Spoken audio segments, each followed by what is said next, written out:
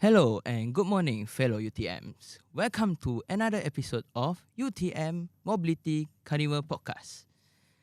I'm your host, Marcus Joycener, and today we are diving in academic and social environment differences between UTM and other universities overseas. Joining me here, there are three lovely guests, which are Adzim, Arif, and Bong. Alright, so let's kick things off with a quick icebreaker. I know that the viewers are eager to get to know you guys. So can you guys share a brief introduction like your name, your course, your faculty, the program that you participated in, and where you guys traveled to? Okay, let's start with Adzim. Okay. My name is Muhammad Adzim Arifi bin Muhammad Ramzan. I'm taking material engineering. I'm from Faculty of Mechanical Engineering. Last time I participated in global outreach program to South Korea in 2023. Alright, so where you been? I went to Like South. what name of the university? Oh, sorry. The name of the university is Kookmin University. Kookmin Yeah. Universities in Korea, right? Yeah, in South Korea. Alright, so let's proceed to Arif. You can start your introduction. Assalamualaikum and good morning to all the viewers of the podcast. My name is Muhammad Arif bin Ghazali. I'm a second year student from the Faculty of Mechanical Engineering. And my previous experience abroad is I went to Aceh, Indonesia at the Universitas Syekh Kuala, USK, for my mobility co-curriculum subject. Okay, so USK at Indonesia, right? Yes, Okay, Banda Aceh. Nice. What a lovely place. Alright. So, okay, let's start with Bong. You can start. So good morning to all the viewers and everybody. So my name is Bong. So I'm a chemical bioprocess engineering student and from the Faculty of Chemical and Energy Engineering, and now I'm in my third year, second semester. So during last semester, I joined the program, the AMS program, which the Asian International Mobility Student program. So that time I went to Japan in Tokyo. So the university that I went to is Tokyo University of Agriculture and Technology. In short, they call it TUAT or TUAT. Alright. Okay, so we are done with ice breaking. So let's dive right into our discussions. Alright, so Azim, Arif, and Bong. I'm actually quite curious about it. What are the main differences in the environment between UTM here and the universities that you guys attended? Like Tuat, Kookmin, and USK. So how's the atmosphere there? Is it very different compared to UTM? And what about the students there? How do they compare? So I will start from Azim. Okay. In terms of the differences of environment between UTM and Kookmin, I can say that it's quite a bit different. It's not that different in terms of the surroundings, like the nature surroundings. Okay. It's not that different. But then there's a bit different, at least. Maybe in terms of like social, and I can also say like in terms of social mainly that the differences. For example, like in Malaysia, right, especially in UTM, like we are all students, right? But we don't really care about seniority here in UTM. Like you can be younger than me, I can be older than you, but then I never ask you to call me abang or bang, right? Yeah, sure. Yeah. Correct. But then in Korea, even though you are younger or older, like 1 year above me or you, right? You still have to address him or her, Oh. like brother or sister. In Korean, they will say like hyung. Hyung is for brother, and uni is for sister. Okay, so that means right they are respecting each Yeah, other. they're lah. respecting each other. So how do you manage to get friends there? Is there like any language barrier or something? At first, I was received by the buddies from the university. Yeah. So obviously, those buddies can speak English. All right. Okay, when it comes to like the other local students, right? Yeah. Yeah, there's a language barrier. Okay. Yeah, because in Korea there's only two kinds of person Mhm. that can speak English. The first one is they can speak very fluently. The second one very bad. There's no in the middle. Alright, alright. Okay. So quite curious. How long do you manage to learn the language? How long? In terms of learning the Korean language, it's very interesting actually. Um, I went there in 2023, right? Yeah. At the time, I didn't know anything about Korea. I'm Mhm. not a K-pop fan, but I watched several K-dramas before. Alright. But I never really learned the language. I started to learn the language during my time in my flight to Korea. There was like an in-flight magazine. That is quite last minute. Yes, there was like an in-flight magazine, and then it tells you all about the basic Korean language that you should know. That can help you maybe to converse with the locals, maybe talk to the people in Korea lah. So I learned from the magazine. My flight was a red-eye flight. Mhm. We took off like 12 a.m. in the morning, and then we should arrive in Seoul in 7 a.m. So during that time, I'm studying the Korean language around like 3 a.m. in the morning, 4 a.m. in the morning in flight. Alright. Everybody was sleeping Yeah. in their blankets. You were struggling. Yeah, I to was learn their struggling to language. understand the language. Yeah.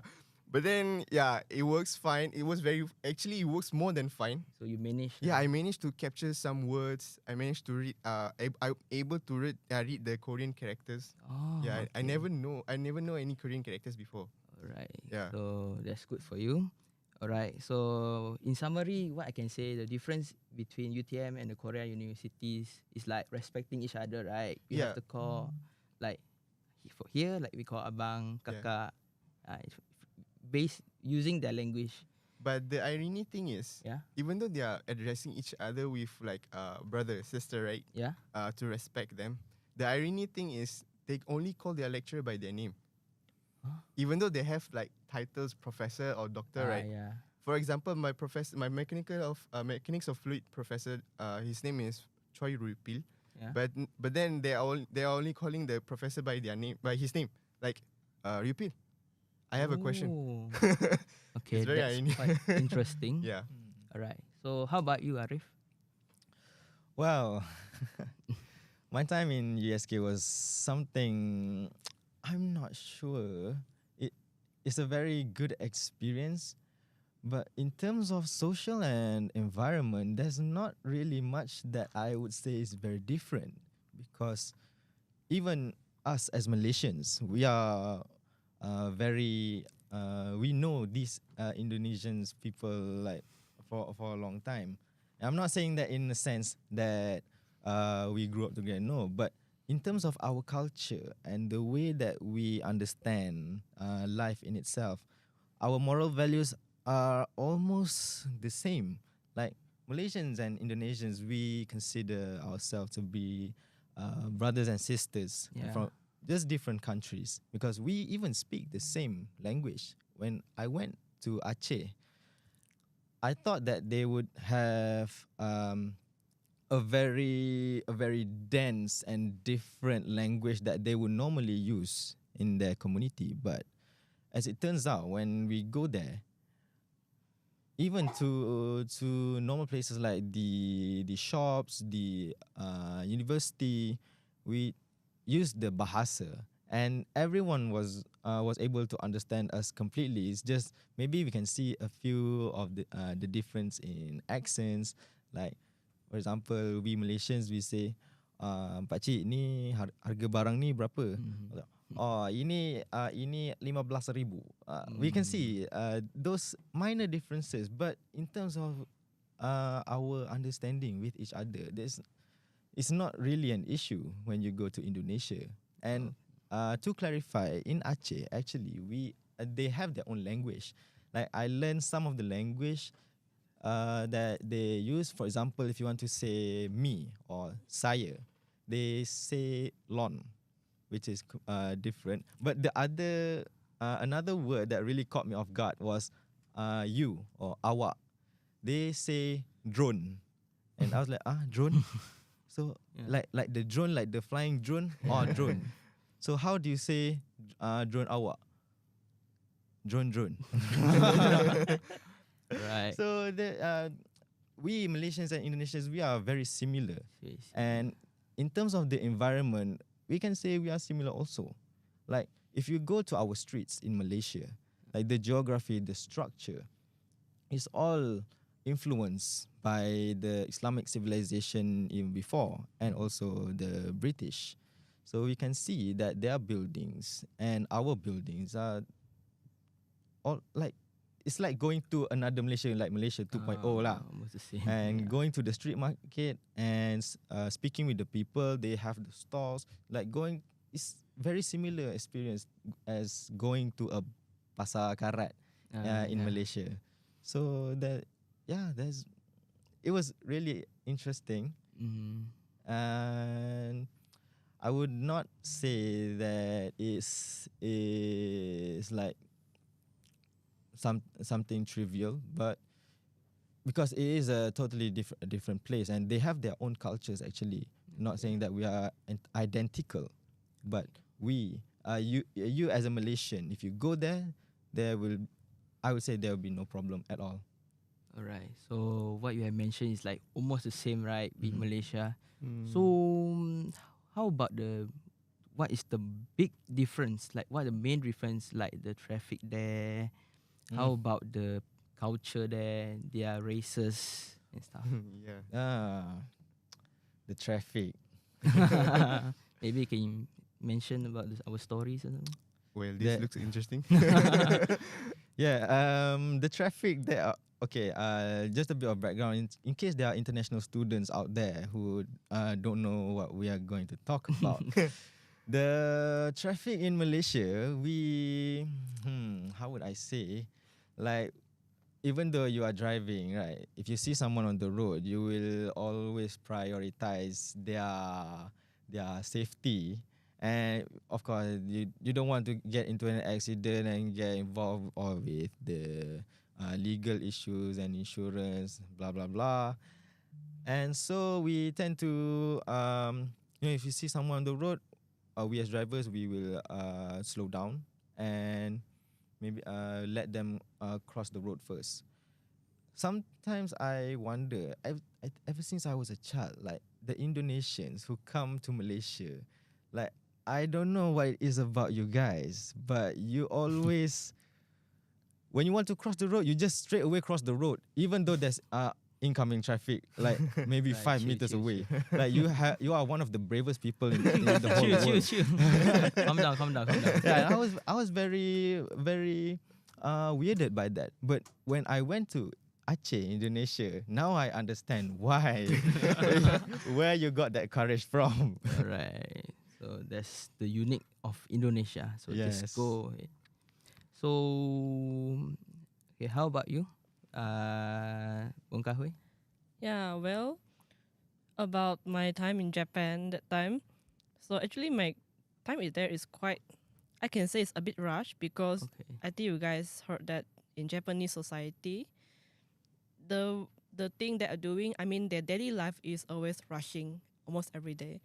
But for me it's like, of course I'm rushing, but I'm also like enjoying at the same time. So about the environment in Japan is that I think you guys also know that Japan is famous for the cleanliness around the place, right? Well, when I get there, it's actually true. Because I've been wondering, is this what they commercialize or not? But when I get there, it's like, oh, it's really true. And almost every day I can see that there are people who are cleaning the place, the lift even. So I was like, oh, that's so clean. Not even a single trash I saw on the floor. And I think the people there, they are like trained to be harmonized and have to think of the others, unlike the Malaysians. But I think in a good way also for Malaysians, like for the Japanese, that tends to do things like collectively, like when I do this thing, what is the consequences? What do it affect people or not? So normally they have to think a lot about the others before themselves. So normally they'll be like, okay, even though as long as I did not give problems to the people, then that's good already. Even though maybe I'll be a bit tired or whatsoever. In Malaysians, we are more of also harmony like them, but in terms of difference is that we always do the thing that we want, or maybe we did not think much, but that's a good thing because we enjoy more. We are more like open to each other. By Japan, they are more collective. They have to be like, okay, I'm doing this. I have to think for the others. So at there you feel like the tense between them. So even like I'm a foreigner staying there for a certain period, I will feel like even though you did get closer to them a bit, but there is still a boundary feeling. And I have met some Japanese friends as well. Some of them they came to like also under the AMS program to other countries like the Southeast Asia in Thailand, Indonesia, Malaysia as well.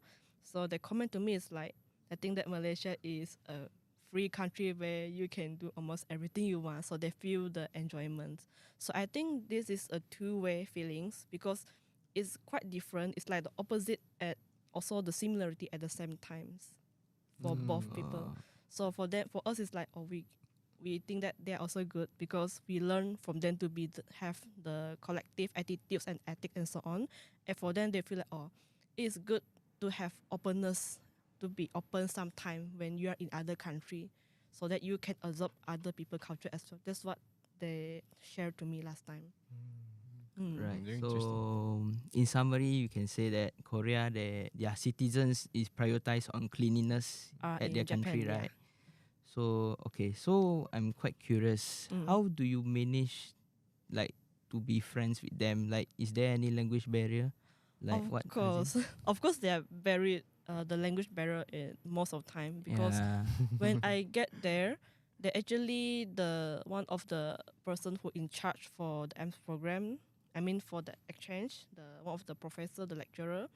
So she introduced like a buddy member to me. So that I remember her name is I just call Honda-san. That's her surname. All right. So normally she's the type of student that she tried to learn English even though she's not good at it because she planned to go for overseas. So at first when we speak, they tried to speak English to me, but when she found that she have difficulty, but she still try her best, her very best to communicate by using her phones to translate for me what she's trying to mention. And when the first time I go so grocery for the daily product with her, so she was assisting me on telling me how to answer the question from the cashier and what should I do. Because in Japan, like the shops, right, they are mostly, how to say it? For example, you go to like supermarkets, for example. In Malaysia, we have the cashier people there to scan the products and you have to pay, right? In Japan, it's like the people who are doing the scanning, they scan, but you pay along yourself. So you have to understand the broad. I mean, you have to understand what the Japanese language basically, so you can pay the money because they are digitalized the paying system. So that time I have to learn a bit from my friends. That time my Japanese friend. So some of them they are good in English because they experience the outside world. Yeah. So it's very depends. Like there are some who don't really speak English but they can understand because normally they learn English like learning in school on writing. So they're actually better in writing rather than speaking. Some they like can speak a bit but not much. It's more like a bit like mixing between the Japanese English, the English in American, and then the Japanese language. Like we say orange, they say orangey. So you have to understand a bit about how the slang they're using. Yeah, that's some different. Alright, So, so we can say like the technology nowadays, right? We can just use our phone to Google Translate all the languages. So it's quite easy now to translate all using phones nowadays. Yeah. Using the technologies we have right now. Yeah, everything now Google Translate just. Google Yeah. Translate. But mentioning about the payment, I think recently Japan they have allowed the touch and go transaction, yes. right? Yes, In Japan. Alipay, Yeah. right? Yeah. For that, I did try it. Like because I went to Japan last semester, so I did manage to try using the touch and go one. So at first I was like, is this possible? Because I saw one of the vending machines in I think in one of the very big shopping mall. Mm-hmm. So I decided it can use touch and go. So I was like, is this true? Because touch and go, they link it to the Alipay. Yeah. So like, okay, I just try once. Then I try it. It's like, it works. Oh. It works. Wow. Meaning that you also can use touch and go in Japan too. But Wow. of course now they're just starting. So maybe it takes some more times to Try and maybe- error. But how about like the payment? It deducts in Malaysian ringgit, or it deducts in, or it does the conversion stuff. It does the conversion, and there is actually they also include a bit of the tax, Service charge. service okay. charge and so on. So be a bit expensive than you expect. So more reasons for me to go to Japan. Yeah, maybe Korea can follow the same steps as Japan. No, no. Alright. But Korea doesn't have the touch and go stuff. For now, if I'm not mistaken, it doesn't have any touch and go payment option right now. Oh. But normally you can just use, because Koreans, they are cashless society. So everything you pay using cards. Even though you are Okay. maybe you are buying, even though there's no banana fritters in Korea, right? But you can pay banana fritters Oh. with using your card as well. Okay. It's like that. Interesting. Yeah. Okay. So they have their own cards. Yeah. Okay. Alright. So moving on to the academic side of things. So what are the key differences between UTM and the universities you participated in? So how do the grading system compare? Is it the same, or it is like much harder or easier for you guys? Oh, no. So who would like to answer first? I will come. Not the grading system. So maybe I will answer that first. Alright. Yeah. So in Japan that time, the grading system I should say is a bit similar and different at the same time. So the mostly that time, because I have some subject to be transferred credit hours in UTM. So I have like taking 4 subject with 12 credit hour to be transferred here. So of course before that, my lecturer, the head of my department, they did ensure that the course is actually compatible before you do grade transfer. So about the grading system is that in Japan, unlike here, because our point is like 4.0 the highest, right? Yeah. And then followed by second will be like 3.667 yeah. and 3.65 and so Oh. on. So you have like a gap of 0.33 and so on, right? Mm. But in Japan, it's like either you get a 4 or a 3. Oh. Yeah, it's like, so okay. for example, the grading marks around like 90 to 100 is they make it as S. They don't have like A plus, A, M, they have like S, A, B, C, and D. So if you get a D which is 59 to 0, that is considered fail. Meaning you have to get 60 mark above then you pass. So to get a 4.0, you have to get S, which is like 90 to 100 marks. And if you get like A, it's like from 89 until 80 that time. 80 is like 10, but between 10 marks, there will be 3.0. So it's quite different. But So when they convert back here, so UTM, they're based on the mark that you got to convert back. As for the difficulties for them, is like in Japan, the academic is more on practical use. Like in UTM, we are more on theorizing, right? It's like we learn everything, have to strengthen our theories in everything that we learn. That's why sometimes as engineering students, we make a lot of assumption when we do a question, right? yeah. But in in Japan, the way the answer is like they are more open to society. They are giving you first like a question, because I have taken the test before. There'll be question like the normal theory, but easier.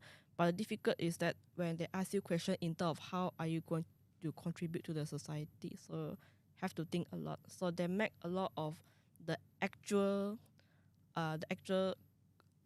facts into the exams.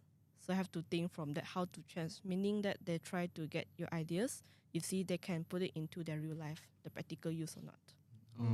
So they do a lot of experiments. Is it? Experiment and also like open-minded thinking is like you have to think outside the box a lot of time. It's like you have to relate into real life, not making only assumptions. Right. So talking about the grading systems, right? You know, like certain games, right? There's like S is perfect. I was thinking, of the same Thinking right, thing. almost the same It's thing. giving me childhood game memories vibes, of the yeah. time when I I was used to play thinking the that Naruto too. game. All Alright. vibes. Yeah. Alright. Yeah. I think So- for me it's kind of similar as well.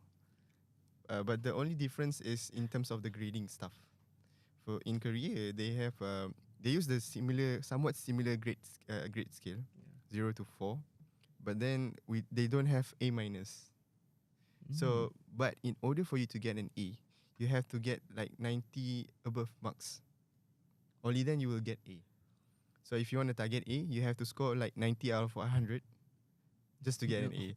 In UTM, you have to get like, if you already get like 75, you already have A minus, right? A minus. Yeah, but in Korea, that's not the case. Yeah. So it's a bit, it's hard lah. It's not a bit, it's hard. It's hard. Okay. So do you manage it? How's the difficulties there? Yeah, but the big difference between UTM and Korea education style is here we have exam, we have final examinations, and then we have tests as well, like test 1, test 2, and sometimes even test 3. In Korea, they only have like, you only have to take 2 exam in a consecutive semester.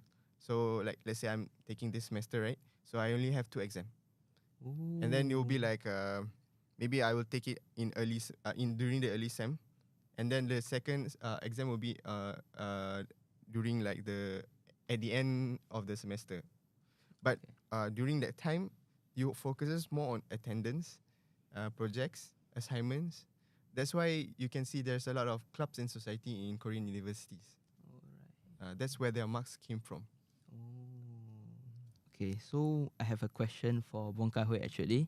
So for the Japan university, so is there like in UTM, right? There's like midterm exams. Is there exist in there? Yes, it does. Right. So depend on what course you get. Sometimes there are like a few tests before a final, maybe like 2 to 3, almost like UTM, before there's a final exam. And some maybe there only one test and a final. And some maybe they're like, you have to do a report. Like a report before the final exam. Okay. So I can say like almost the same, right? Only the Midterm final the report. numbers of exam is different. The numbers are exactly different. Yeah. Alright. So how about you, Arif? I mean, for my experience in USK, I didn't really go there for any sort of exam. Basically, we went there just for the community service learning. Okay. So I'm not very well versed with how they grade their students, but I guess it would be somewhat of the same, like to how we Malaysia we grade our students. We have from the A, B, C, D all the way until F. And they also have their assignments, practical and also written. And practicals mostly for certain courses that are more focused towards the vocational and the hand skill courses. For example, in USK, I think there was a medicine faculty, and also a chemical one that, to the extent where they did their research, and from that research they produce a commercial product that they could sell to gain financial income. So I see that the way USK conducts itself is more on similar to the Japanese style. They are more of the practical and hands-on way, like when we learn a certain knowledge, how do we apply this to the real world? Okay, I learn about certain chemicals and the mixing, the procedures, but how do we utilize this, what we have learned, to a benefit to ourselves, the community, and the nation? I see that approach is more interesting and more productive. As for UTM, our approach is very different. We are more to the research. Like we calculate. For example, for mechanical engineering, there are a lot of industries who come to UTM and they ask, okay, UTM, can you research our design for us? Can you test it? Okay, and then we take the dimensions, we calculate the stress based on, for mechanical students, you can relate the failure stress, and also the bending. And if I put this much load, how many will this bend and will this structure fail? So I guess the UTM's way of doing things is more on the theoretical and written part. We publish a lot of papers, but I'm not sure of the practical side of UTM. At least for what I can say for my faculty, because we tend to calculate a lot of things. But for example, when you go into a course, okay, let's say for example design. Okay, I want a machine that can do this A B C D E, and then this machine, the limitations is this. So when you learn something that is theoretical, you cannot relate it to the real world, it will be a problem for students to answer those type of projects. So I think this is something that maybe UTM can learn more from USK. But I'm not saying that UTM is bad. No, not at all. We are quite proficient in our skills in analyzing. But maybe if we can do a both way interaction between UTM and USK, like how does USK you teach your students to build a mindset of using the knowledge and applying it to the real world, and UTM can share the knowledge of detailed analysis for certain fields that you want your students to learn and understand. So if you combine both of these elements, that is when we actually reach the pinnacle of why we are learning such knowledge and how it will benefit towards the human civilization in general. So in terms of academics, I see that benefit from USK, which is something that even us, UTM, we can learn from them. Okay. But for you, for your opinion, which one do you prefer? Do you more like a theoretical person or you are the experimental person? I think he's a practical person. Practical person. Oh, okay. I mean, so, that's if you judge from my speech Yeah. earlier.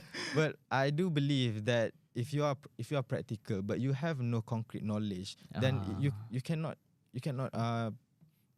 invent something that is outside of your boundaries. You must have certain knowledge. Like I would like to quote from a very famous historical person, Sayyidina Ali. He said, knowledge is light. When you have knowledge, then you can see the opportunities. Okay, I take an example.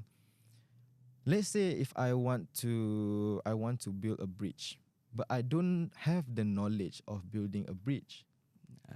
So I cannot there's this river, I cannot build something that can cross because I have no knowledge of it. And I cannot picture how one day something will cross this river. But when you have knowledge, you learn, okay, to make a bridge, you must put these foundation structures, and then you calculate how the tension will be, okay, how much load this bridge can withstand. Then from there, you can know, okay, how many lorries you can support to travel across this bridge, because you don't want this bridge to fall like the London Bridge. So when you have that knowledge, then you can see the opportunities of what you can do with that kind of knowledge. So I believe that the combination between these two elements, theoretical and practical, should go along together. Not you will learn something that is theoretical, but in practical side, you have no skills at all. So what's the use of you learning all that knowledge? yeah. So that's one of the realizations when I went to USK and saw their products. I thought, oh, okay, this is how you do things. You teach your students how to use the knowledge that you have learned in the classes. So that's my opinion. Wow. Amazing talk by Arif. I never saw this side of Arif. Arif the philosopher. Me too. Professionals. Yeah, I was quite professional impressed. answers. Yeah, Yeah, I am speechless. me too actually, but I have to answer. Yeah, we still have 30 The minutes podcast still left. have to go, right? Alright, so you're talking about products, right? What do you saw actually at USK? What products they are doing? There are a lot of Ah. products actually. I fortunately I don't remember their base ingredient, but one of them I think is this. I brought it with me. It's on the table. This perfume, which is a perfume called minyak pret. Maybe you can show to the camera. Yeah, I'm not sure if you guys can zoom Cannot. to this product or not, but it has the smell of coffee. So this interesting. one of their products, if I'm not mistaken, because I got this from Aceh. I don't remember when, and in a lot other of their products, they had also hand sanitizers from a certain plant that they processed in their labs, and they made hand sanitizers. They also had body soap. They had I think. Face mask. Yeah, I think they had face mask, face yeah. mask also, perfumes. They had what else? They had a lot of stuff. Actually, most of them are like skincare Yeah, stuff. cosmetic skincare, products. Cosmetic products, yeah. So Things to and put. they also had the souvenir shop in their university where we went as a class, and we took a look at all of their merchandise. And so, wow, all of these just from one single plant. And so it was quite mesmerizing for us, to be honest. All right. So in summary, I can say that you guys universities, Tuat, Kukmin, and USK, most of them are using like their own way, which is experimental and hands-on. But UTM are still like more into theoretical stuff, right? Yes, I think we can expand more on that. All right. So we hope UTM can collab, collab with each university overseas. Okay. So next question. Okay. So this question, since we have time, right? So this is like a additional question. All right. So how you guys view the course offered at the university? Like, is there any unique course that different at UTM, like that you didn't see before? You guys like didn't see before. So who would like to answer first?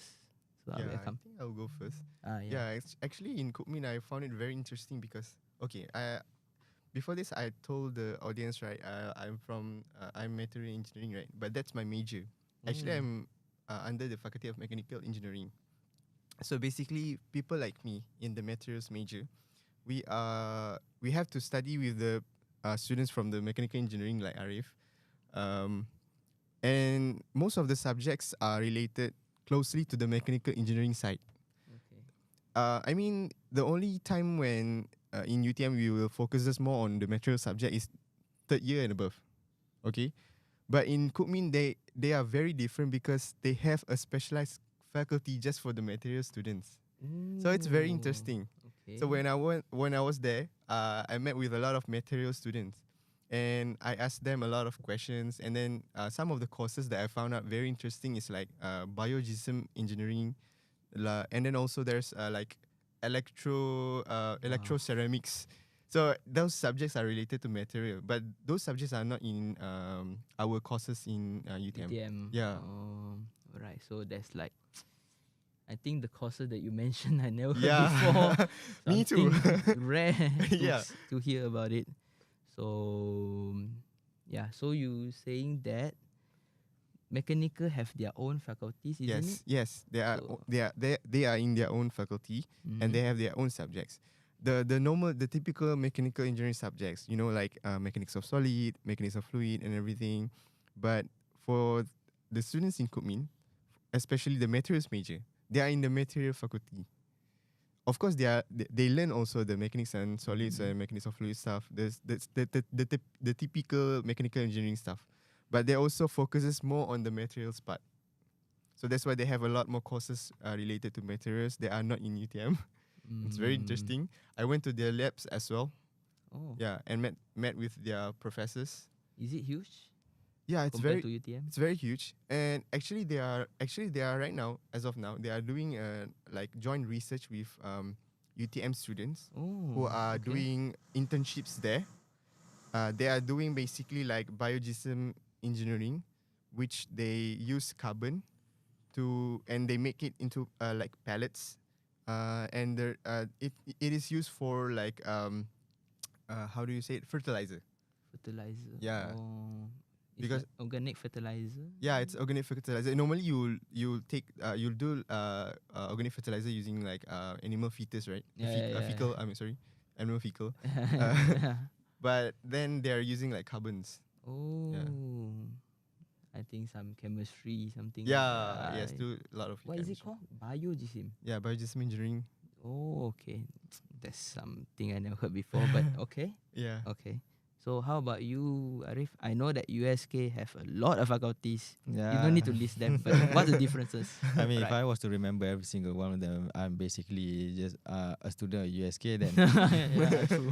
But I did remember some interesting courses that, I mean, if you want to compare to UTM, we are more of the technological niche that we have here, and USK they are more of the I would say the basic courses. For example, teaching law, management, HR. I don't remember if they have any engineering. They also have dentistry. They have Law. yeah, law. Yeah, They do Faculty of Law. Yeah. have law as well. Oh yes, law. Yeah. Because one of my friends, Farhan from USK, Yeah. he is currently taking law as well in USK. So for their courses, offer, I think they also offer a lot of, I would say, in our context, the Malaysian context, I say they would offer a lot more programs and short courses for not full-time students. Of course, full-time students can enroll as well, but more of the community around them. Like one of the professors at the USK, I remember. I'm sorry, I don't remember your name, Professor. but you will always be in my heart because you taught me a lot of things. Like they opened up this effort of collecting the waste and rubbish from the all locations in USK, and they have a certain bodies and volunteers that they do to collect all that and put it in a specific location where they will process all that waste and turn it into commercial products. For example, like you mentioned, the effort with Cookmin fertilizers, they also made recycled plastics, other products. And not only they involve their students, but also the community around the campus as well. Now, I cannot imagine UTM in this time involving the people with Tamayu, like Tamayu people coming in and okay, what course are we do we want to learn today? So I think that side of USK is something that is very profound to me because they are not just limited to their students, but also encourage the locals around them to join in the effort as well. So that's where I see the knowledge start to be spread. I mean, technically, it's supposed to be like that. If you have an educational institution in one place, you expect the people surrounding that area to become educated as well. So I think that's the logical common sense that should happen, and I see that in USK.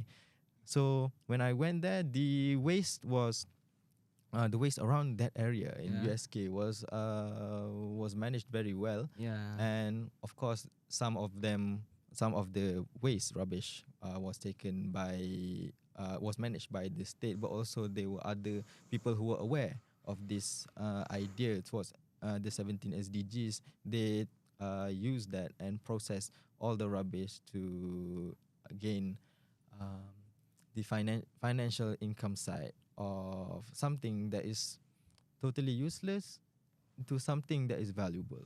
So I think those kind of courses that they offer in USK are what makes it different from us in UTM. Maybe there are courses in UTM that I am not aware of, and I do apologize if Yeah. let's say I is me just being ignorant, but I see that effort a lot more in USK. It's pretty clear, like you cannot. It's not something that is not known by the people over there. So I think that's something that I want to highlight about their courses.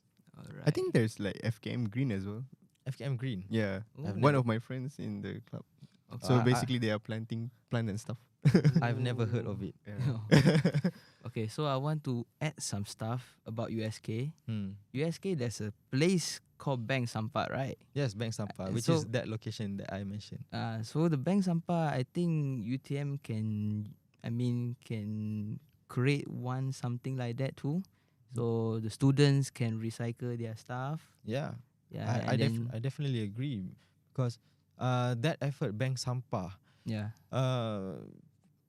of course, people have the impression sampah is dirty and all that, but we as consumers, we are the ones who use it. So Yeah. we are the ones responsible for that waste.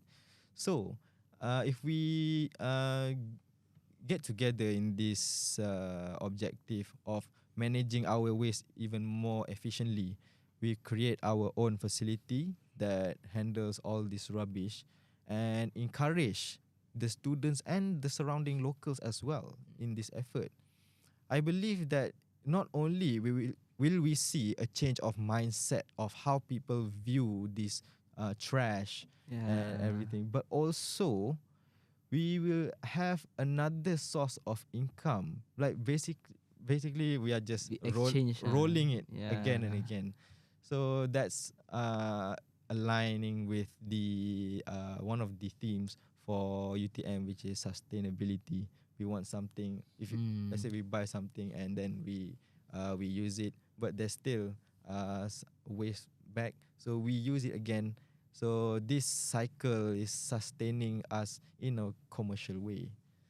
Alright, so Yeah, I think I'm interested to listen to what stuff as well.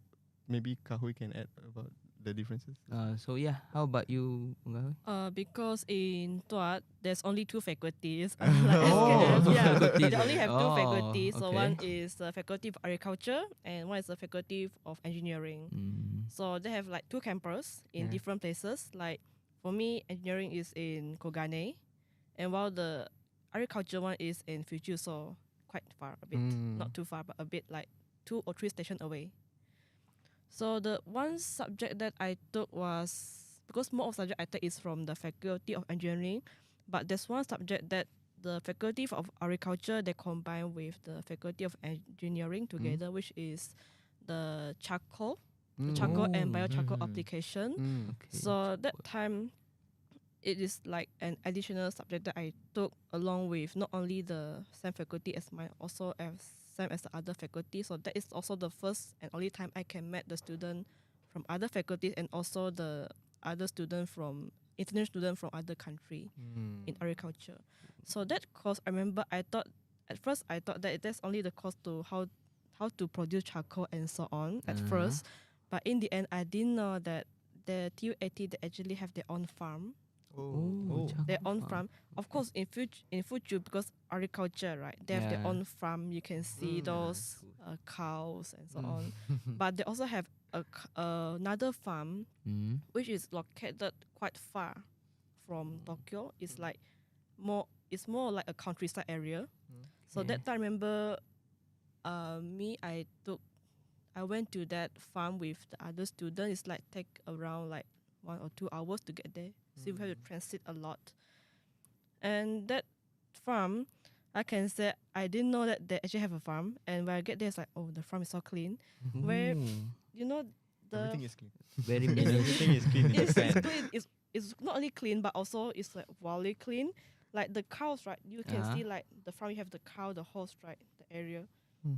They say you cannot step inside. If you want to step inside, you have to take off your shoes so Hmm. that the grass do not be contaminated. Mhm. Yeah, and that time I also have that course. They also ask us to how to produce charcoal and bare charcoal. Mhm. So I think that's quite interesting because there's not only one way to produce. There are many ways to produce. So basically, she can go to a farm and experience herself. Experience. Now, I don't have farm in Mm. Kukmin. now we have a representative who can do that in UTM. Oh yeah. I don't think UTM has a faculty of agriculture. Is it? Agriculture. Yeah, I think more in No. UPM. I think Yeah. More No, UPM, not, right? not really. I think Yeah. UTM Yeah. doesn't have it. But we do have we do have planti- farm. Ah, right? yeah. We do have farm. We do have We farm. do have farm. Have a lot of monkeys.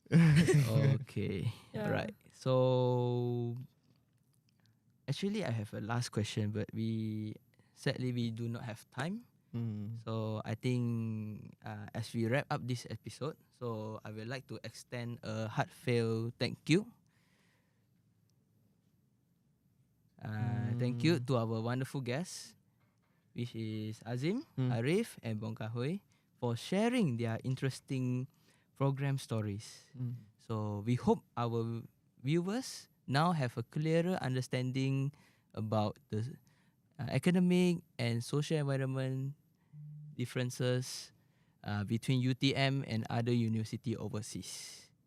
And also, don't forget to visit the UTM Mobility Carnival at the Student Union building. So there are a lot of fascinating cultural events and a wealth of information about our mobility programs waiting for you.